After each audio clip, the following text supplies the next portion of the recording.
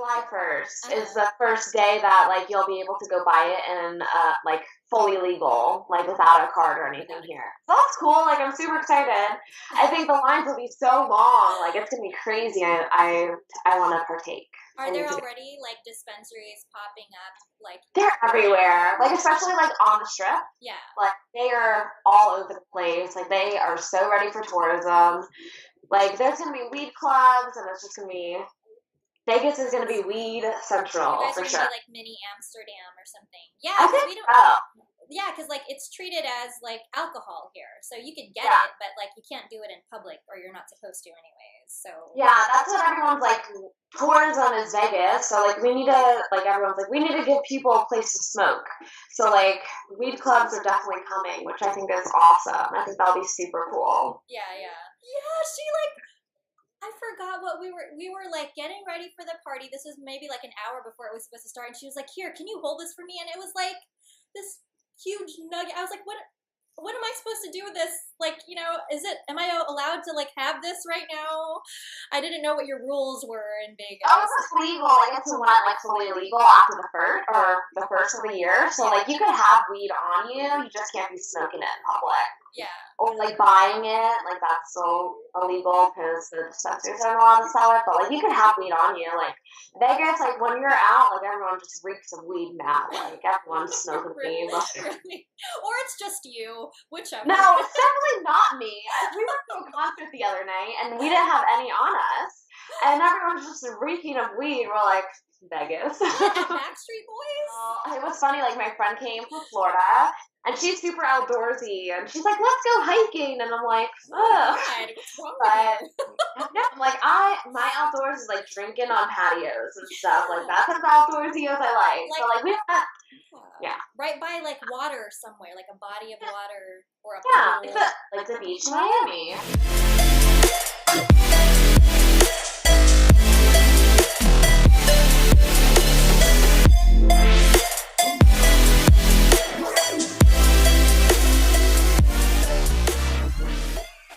I am Cassidy Nicole.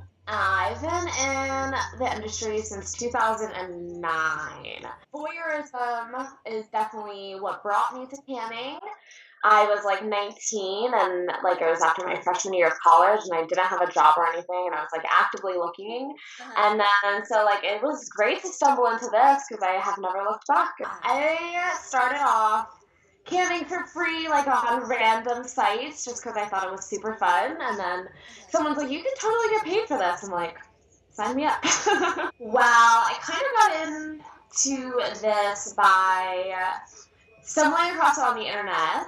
I always felt like it would be super fun and exciting to be watched by random strangers. So I signed up for like a random swingers site when I was like 19 years old. And I was like, I'm going to get on cam. And I would get on cam like every night and just like kind of hang out and talk and play and do weird things. And someone said I could get paid. So I was like, let's do it. Spanning back to 2009, give us an idea of what your first live cam show was like. How was that in your mind? How was that experience for you?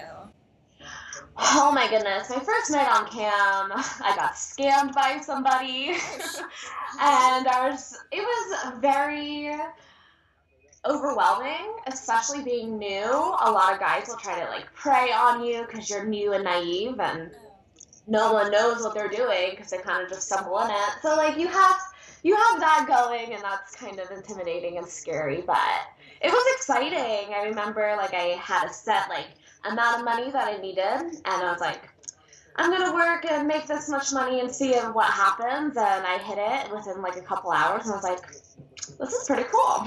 You came from MFC, so you have a little bit of you've tried both.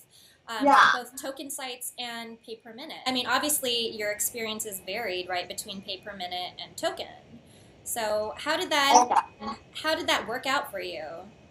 Well, there's a huge difference between like pay per minute and token sites. There's both like positives and negatives to both. It's really great that people have to actually pay to see me get naughty and not have a bunch of freeloaders just like watching for free. That's always the number one biggest positive. Like, it always sucks when everyone's in there and just staring at you. And as you're performing the show. So it's nice to have people actually need to pay you instead of just a bunch of people just sitting there waiting for someone else to pay. Yeah, like on token-based sites, just the way it strikes me anyways, does it feel like it's like more optional to pay versus it's mandatory to pay if you want to see something, right? Yeah, there's definitely more of an option to pay just because so many like token sites, you do like your public shows or whatever you're doing in public, and like anyone can watch it. You don't even need to be logged into the site, which I mean is good for some people. Like it could convert people, but like it's really nice knowing that like if you're gonna see me like do some strange for some change, you gotta pay. Yeah, I was in college and I graduated with my bachelor's and I did my master's as well. So that's the freedom with camming obviously opened that up because I did most of my classes online and like at night. So it was nice to be able to do that as well.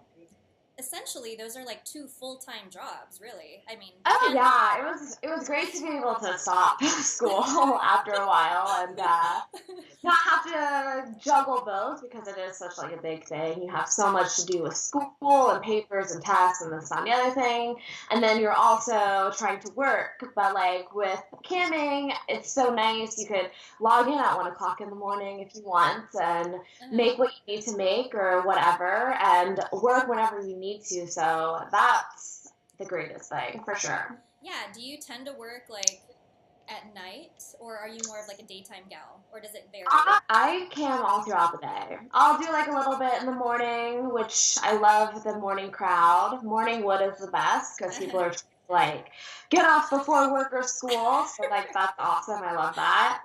And then like I will cam at night too, maybe a little in the afternoon depending on my day, but I like to split it up because you hit 2 totally different people, like, so it's nice to be able to do that. Give us an idea of how your shows have evolved from the time you started camming up until present day.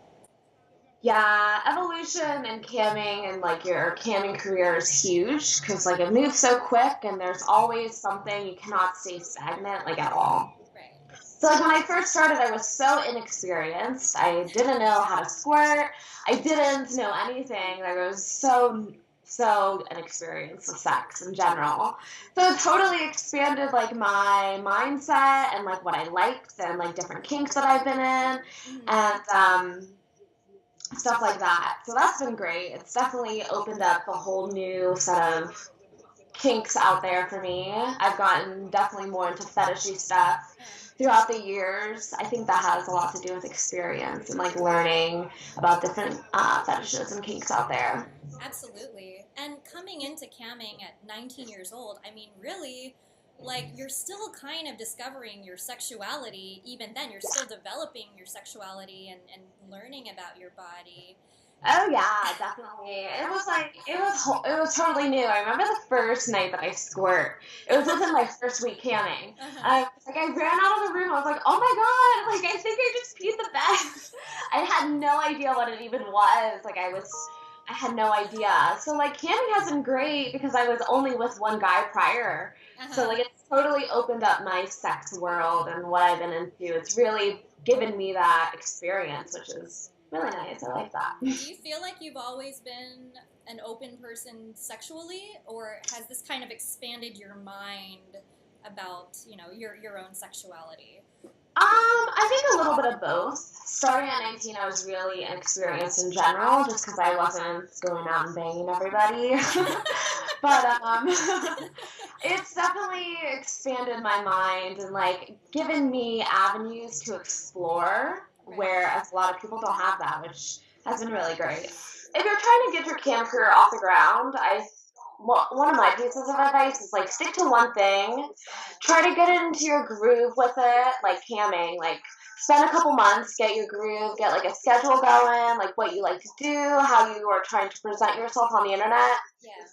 Then maybe open a clip site, get that going, open up another one, start doing a member site once you're more like established in the industry and people like know of you and like or have been spending money on you. That's probably how it would be best for that. I think, because there's so much and there's so much to do and so much you can put your hands in. So like if you are focusing on one thing, building that, and then focusing on the next, like you won't get completely overwhelmed and burnt out. Become good at one or two things first, right? And realize Yes. that and really put your efforts into making those things great, and then maybe expanding from there as you will. Yeah, I've noticed like a lot of girls will try just doing everything at one time. They just jump straight in, which is like great, like good for you for trying to like do everything, but it kind of like falls and fails, or they like flounder a bit just because it's so much and they don't know who they are as a cam girl. Yeah. Develop themselves as like a cam girl on the internet porn person. So like definitely figuring out what works for you and like touching a bunch of different things and seeing what people like from you definitely is important.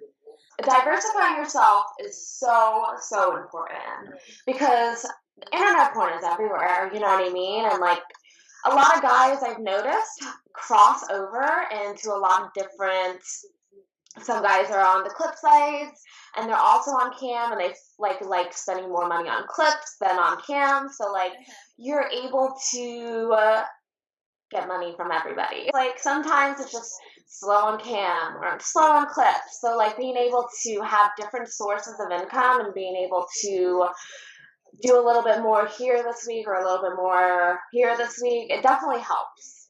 Give us insight as to how you've developed your shows over the years. Like, how did you figure out what really worked for you? Definitely trial and error. Definitely trial and error. Because like a lot of people, there's so much to do, and like guys want a million different things, and trial and error is definitely the best way to do it. Because what works for one person definitely probably won't work for you. Like everyone's so different, which is great about camming. You can't just like camming is not like one size fits all. Like I'm going to offer this, this, and this, and I'm definitely going to be successful at it. Like, it's not like that. So trial and error is definitely the way to figure out what's going to work for you. Yeah, because you were at the AVN show. We had a booth for the first time in a very long time at AVN's this past year in January. And you were there signing for fans. So tell us what that experience was like for you, doing more of a live face-to-face convention. I love meeting fans face to face. It's always nice to put a face to a username, you know what I mean? They're like, oh, I'm so and so. It's like, oh, like I know who you are. Like it's always nice to be able to have that FaceTime conversation, get to know them and know like a more, even though it's not like a porn convention, like a more normal aspect without like jamming yourself with dildos. So like it was nice to be able to do that. It's a lot, like, I try to meet fans in settings like that as much as I can. Like, let's go grab a drink. Like, I'm signing at this booth. Like, let's hang out for a little bit and, like, see who you are and see who I am. You know what I mean? Because, like, you can only so much over a webcam. Right. So it's nice to know the not really real person, but more of the real person. Privacy, that there's a very fine line when it comes to the internet, because I think, and you know, working with new models especially, I think some of them have very unrealistic expectations, and so I try to give them an accurate snapshot of what to expect from the get-go, because the reality of it is that your privacy is not 100% secure if you're on the internet, right? There are obviously there are layers of protection, especially from like a network standpoint. Obviously, we're never going to give out personal information or anything like that, but like you have to be realistic if you're going to put your face and your body and content on the internet, right? Yeah, privacy is huge. Like everyone wants to protect themselves and make sure that they're safe. And like one thing that a lot of new girls like kind of are confused about and think will never happen to them is like people finding you, your family, your friends, and people from school. Like you're gonna end up on a tube site, like you're gonna end up on the internet. There's really nothing you can do to stop it. You just kind of have to accept it.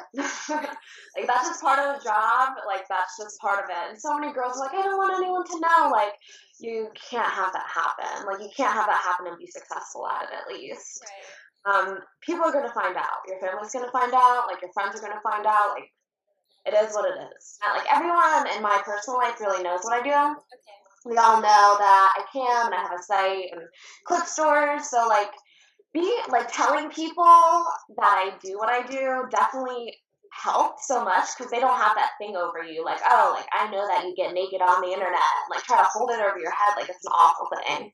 And a lot of people will try to use it like that you're trying to hide it and trying to be super secretive. So, like, being able to come out and be like, this is what I do, like, either take it or leave it, like, is definitely the best way to do it, in my opinion.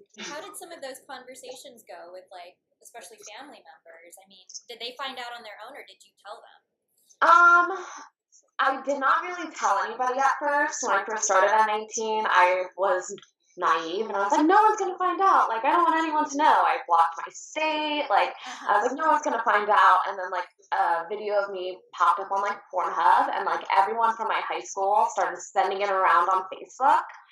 So, Oh, like, my gosh. everyone, yeah, that happens, and, like, everyone found out and would, like, be super mean about it. Family found out through the grapevine and then kind of came to me about it, and I was just like, I guess it's time to come clean with what I've been doing and how I've been working and making my money. So, have you had those incidences where you didn't mean for someone to find out about what you do or your personal information, but they kind of did anyways?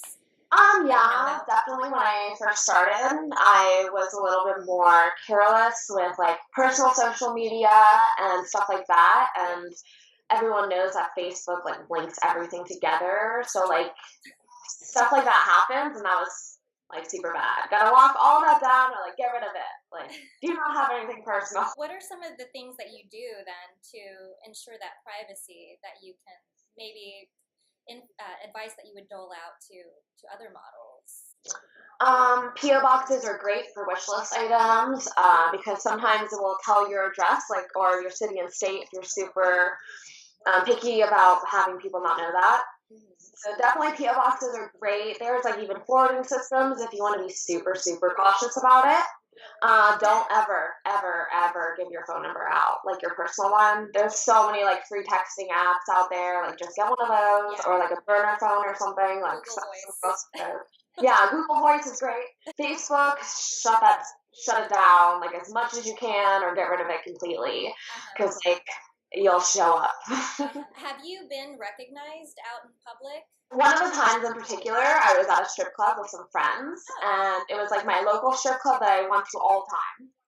And this guy came up to me, like, you look so familiar, and I'm already thinking, like, obviously he's seen me naked on the internet, like, you know. But he was like, let me buy you a drink, like, let me do this, that, and the other thing. And I'm like, no, thank you, like, I can buy my own drinks, like, thanks so much, like, and he was being super creepy, and my friends kind of, like, ran him off. And then the next night, he comes into my chat room, and he's like, I know where you were last night, you were here, here, here. But thankfully, Streamate, like, totally took care of his account, and he was never allowed to contact me again. But, like, that was, like, the one creepy, weird time. Everyone else has been pretty chill. Like, you kind of give each other, like, that eye, like, I know you know who I am. And then they'll say something online, like, oh, I saw you the other day. You know, the day-to-day, you're all over social media, you know, you're managing your member site and all of that. How do you schedule all of that? How do you juggle essentially updating everything? Because it seems like everything is, like, constantly up to date. So, how are you managing that? Constantly updating everything and keeping everything pretty current is still something I kind of battle with, because sometimes I just want to sign off the internet and be like, I'm done. Like, I don't want to deal with any internet anymore. So, like, that sucks, and you kind of can't, like, ever turn it off because people will forget about you, like, immediately. Oh my gosh, that's so true. So, like, trying to come up with a schedule that works for you. I'm gonna update my member site once a week. I need to have a member or site or an update done by Sunday. I want to update my clips store a couple times a week. I'm going to do 3 updates. I'll do it X day, Y day, Z day, and then have it ready. And then camming is the most, like, flexible because you can do it whenever. So, like, being able to fit camming in around everything else is awesome. And then you could, like, when you're on cam, you could answer emails and do a little tweeting and a little liking of this, that, and the other thing. So, like, multitasking is good. Do you have help that, as far as managing everything and your business endeavors, do you have some help on that end? I know some people have managers or they have a small team of people or assistants. Do you have anything like that? Oh no, it's just me, and I do have my husband help me out, and he does a lot. He does like my video editing and like filming and picture taking. But other than that, it's just me. He doesn't answer any of my emails or anything. Like, I know a lot of girls do that. I couldn't imagine like his responses to the things that I get. It's like, how do you take on the tone of your significant other, you know? Yeah, I don't know. Like, especially when it's like dick pics and stuff, like, he doesn't want to see that. So, like, he totally helps with like editing my pictures and my videos. Like, that's what he does, and like uploading them to my site, or like clip stores to my site. But other than that, I do everything myself, which I wouldn't really have it any other way. It's nice to be in total control of what you're doing and be able to trust one person with like the other stuff, and being able to like know that like you're gonna be okay. Because like putting everything in everyone else's hands like can totally backfire on you. No, totally. Especially if you're not locked in like that, right? You know. Yeah. It can be a little sticky. Legally bound. Yeah, exactly. I don't know. Have you guys written something between? Well, I guess that's very intimate. But have you guys written anything like as far as a formal contract regarding your business and your content? Yeah, we have a formal contract that like if anything ever happened to us, like we would split like clean, and that's it. So at least I have that. But that's so smart. That's honestly really, really smart of you to have that foresight, even though people don't want to think about that. You really don't. You don't want to think that something's going to happen, or like your business relationship, whatever's going to go sour, but like shit happens. So like you have to always protect yourself for sure. Yeah.